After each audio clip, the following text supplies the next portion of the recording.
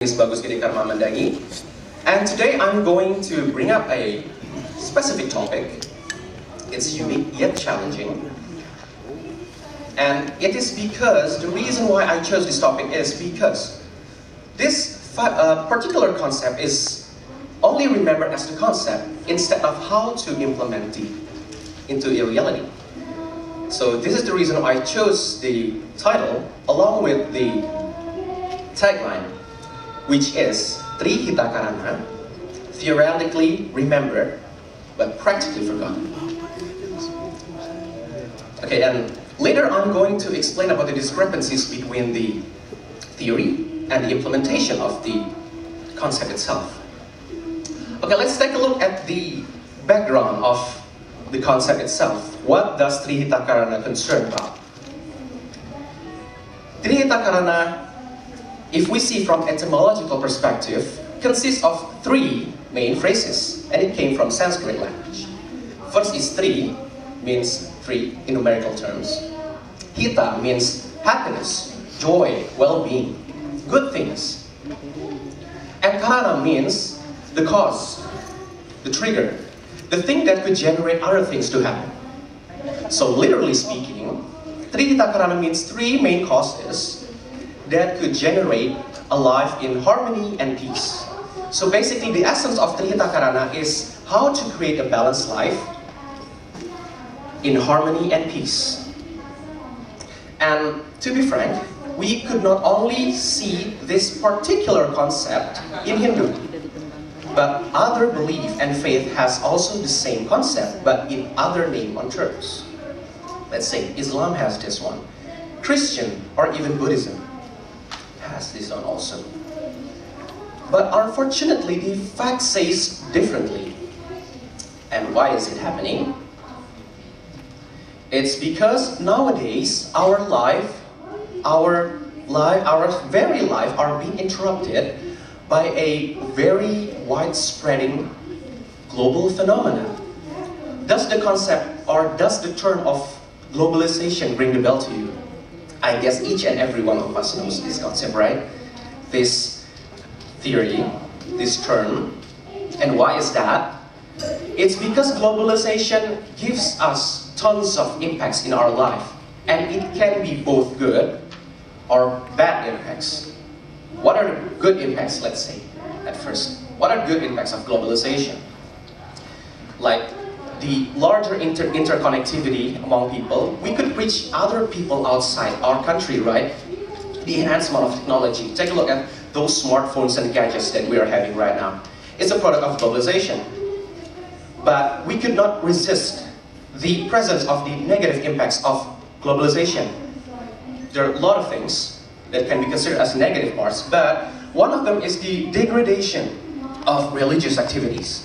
And this is the main reason why we should adhere the concept of Tri Hita Karana as the filter to distinguish good and bad things. Now, I'm going to examine each concept and each essence of Tri Hita Karana, the discrepancies, and how should we amend these discrepancies from happening. Okay, the first concept. Does anybody know what is the first concept of Tri Hita Karana? The one that I'm about to talk. The first one is Parahyangan. Parahyangan is basically the concept that emphasizes the relation between God and human. God has provided all the things that we need in our lives, right? Aren't you guys agree with me? Without God, there will be no life as we are experiencing right now. God as the creator, and us as humans and other creatures out there as the created one. So of course we should be grateful. We should be thankful for God, what God has endowed to us, what God has granted to all of us. And how could we express our gratitude? Lots of ways. Take a look at our daily examples. Taking prayers 3 times a day, we call it Sunday. Attending all religious activities, if possible. And also studying and implementing the values in Veda. But it's not limited only for those 3 options.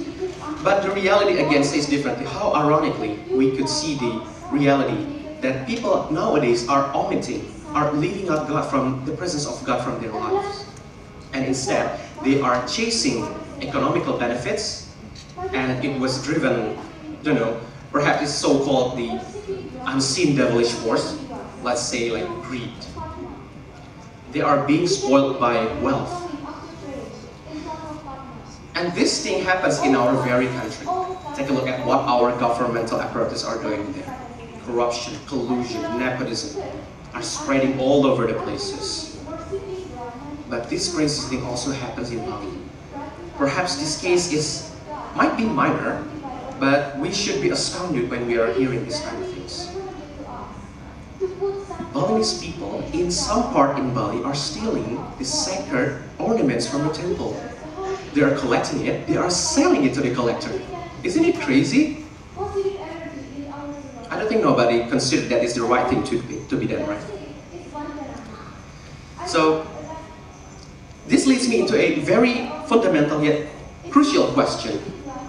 Do we have no more fear to God? Do we have no more room left for God to be worshipped and remembered?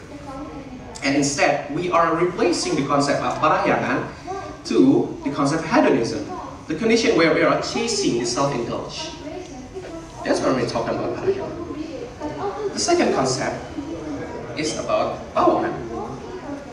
Pawongan is basically the concept that relates to the relation among humans, about how could we interact one another between human and human. So in sociological terms, we are being considered as homo socialism. It means that we could not live by our own, right? We need other people's presence in order to fulfill our needs and necessities. The basic example of interaction among humans is the presence of family. And in a wider scope, it's in society, right?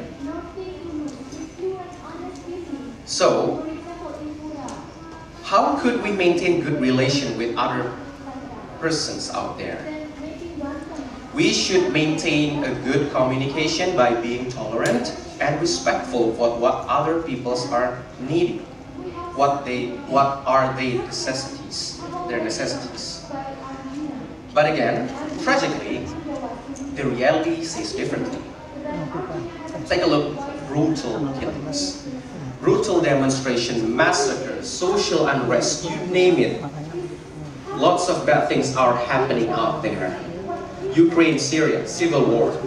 In Africa, social unrest, chasing for food. Lately, Israel and Palestine are launching rockets one another, killing children and women. But also again, these things happen in our country. Does the tragedy in Kosovo and Aceh ring the bell to you? Killings were happening there. It's very serious. Also happening in Bali. In some part in Bali, people are being killed. One person are being killed, I don't know the reason why. Being mutilated and its body being thrown out in the bushes. So do we still care about others people's interests and necessities? Like we are taking care of our well-being, condition of well-being? That's a very big question mark that we should ask to ourselves whenever we're talking about this concept. And the last one is the concept of Palemahan. This particular concept focuses on the relation between humans and environment.